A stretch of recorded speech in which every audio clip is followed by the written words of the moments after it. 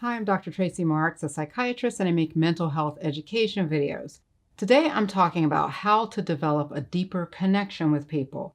And this is something that is very important during this pandemic when we have less physical contact with people. Not only do we have less contact, but the contact is the mechanism by which we spread the disease.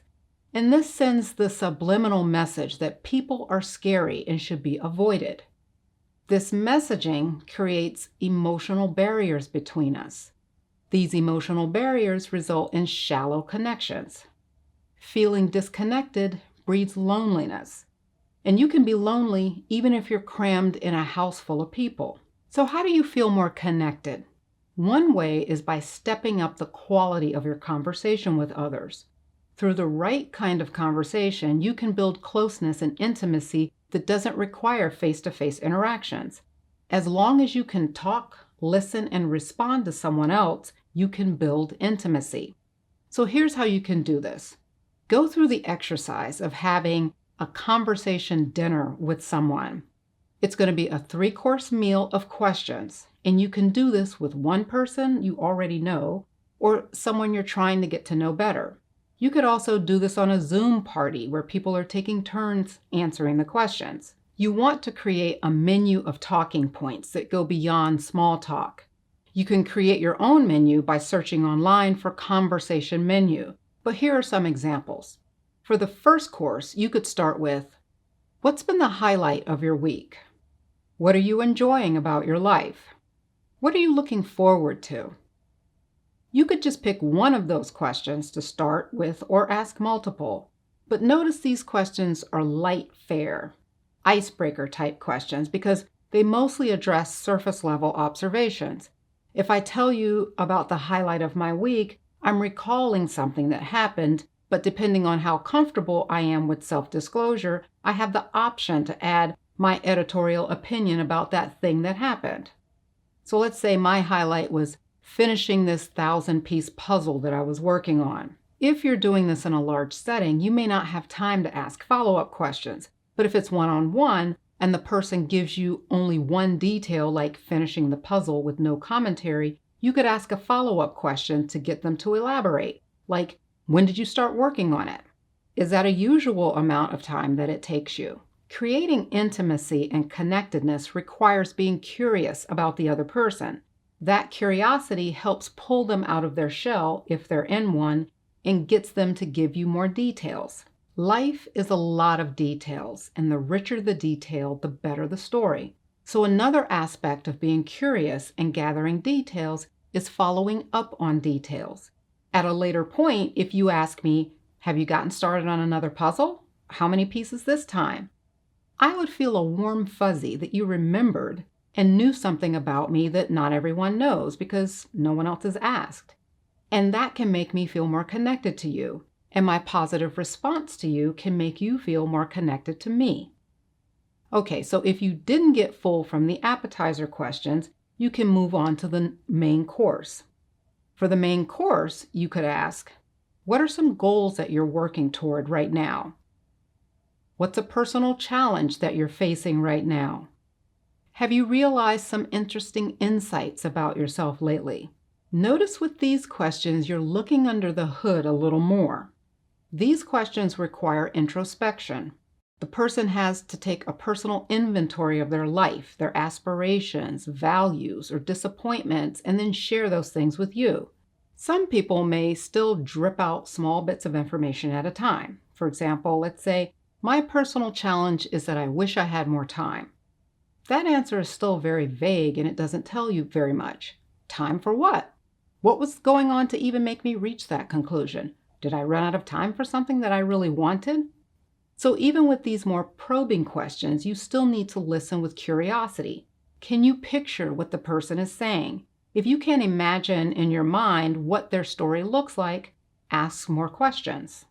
If you have room for dessert, you can ask these questions. What's the most interesting thing that you've read or learned about lately? Is there a skill or area that you'd like to learn more about in the future? What's something new that you could do in the future? These are going back to the more lighter weight questions where the answers don't necessarily touch on something emotional, or sensitive?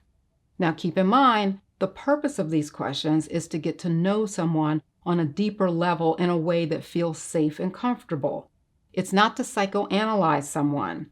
I say this because when I searched for conversation menu, I saw some questions like, how do you feel your parents failed you as a child?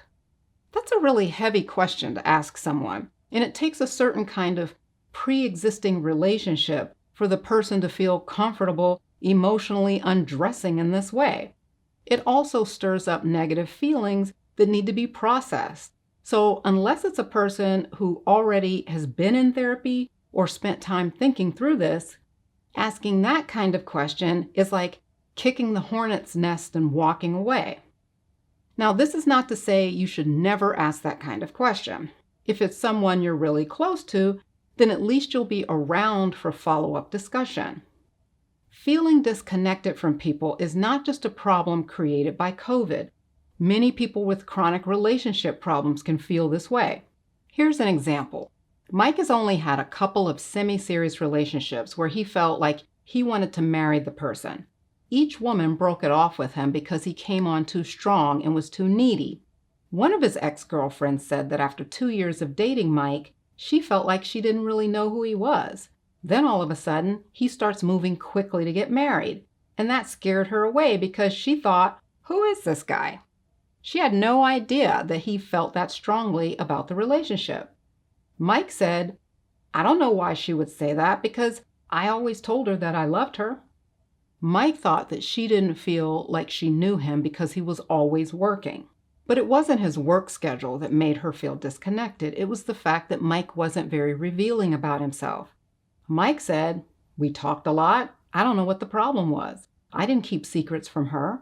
No, Mike didn't keep secrets, but his inability to go beneath the surface with his self-disclosure made her feel like he was a stranger of sorts. But here's the thing. Mike felt he did go deep.